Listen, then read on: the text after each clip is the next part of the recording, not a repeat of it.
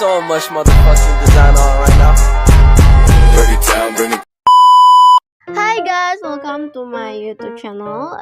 Kembali lagi bersama aku Ilmi. Di sini aku akan menjelaskan mengenai sebuah aplikasi software yaitu Visual Studio Code.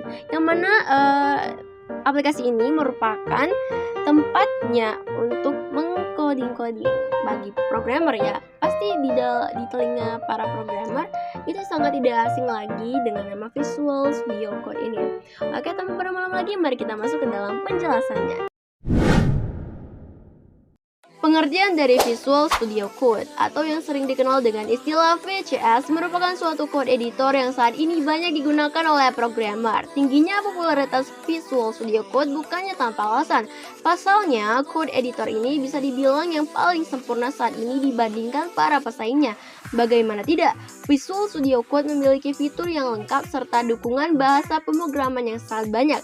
Di sini kamu bisa menggunakan bahasa pemrograman JavaScript, AppleScript, Dart, Python, dan bahasa-bahasa pemrograman yang lain.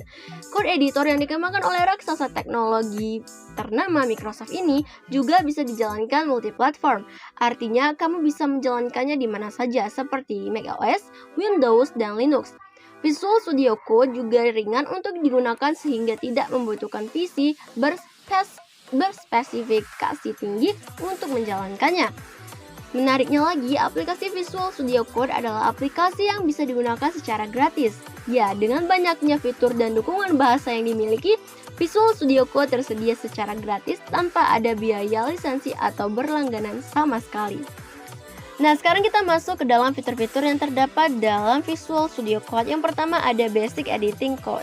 Basic Editing yang dimiliki Visual Studio Code bisa dibilang merupakan yang paling lengkap saat ini. Meskipun tetap saja setiap code editor tentu memiliki kekurangan dan kelebihan masing-masing, Visual Studio Code telah menyediakan semua hal yang dibutuhkan oleh programmer.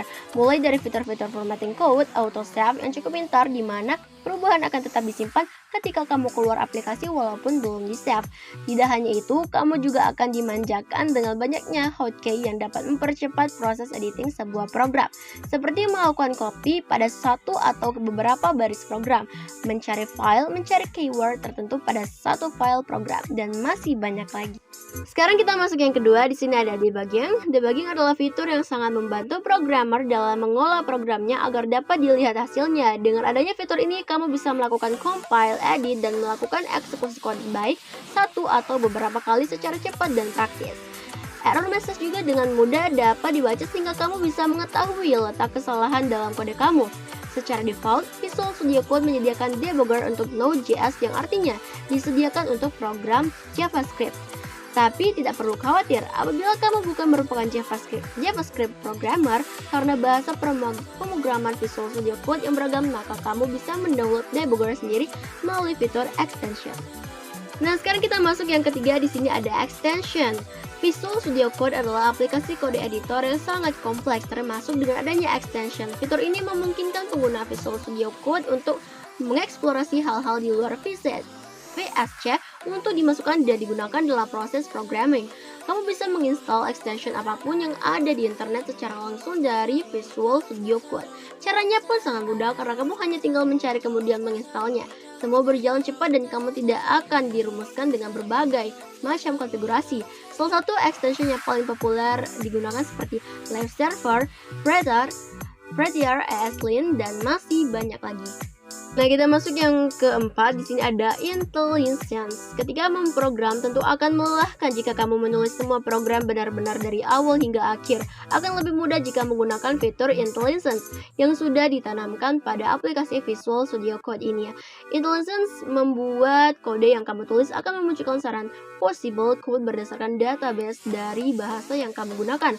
Akan tetapi, secara default, IntelliSense ini hanya untuk para pengembang web, di mana hanya bisa mendukung bahasa JavaScript, TypeScript, HTML, dan CSS. Jika kamu ingin menggunakan bahasa lain, kamu bisa menambahkan IntelliSense-nya melalui extension. Nah, tadi kan kita sudah membahas mengenai fitur-fitur yang terdapat dalam Visual Studio Code. Sekarang kita akan membahas mengenai kelebihan dan juga kekurangan. Yang pertama, dalam kelebihannya, yang pertama ada teks editornya itu gratis. Yang kedua, sudah terinstall plugin Mnet. Yang ketiga, mudah untuk mengelola extension. Yang keempat, extensionnya banyak. Dan yang kelima itu kustomisasi tampilan. Yang keenam, terintegrasi dengan Git. Yang ketujuh, snippet. Yang kedelapan, dukungan bahasa. Dan yang kesembilan, autocomplete. Nah, sekarang kita masuk ke dalam kekurangannya. Yang pertama, terdapat dari performanya.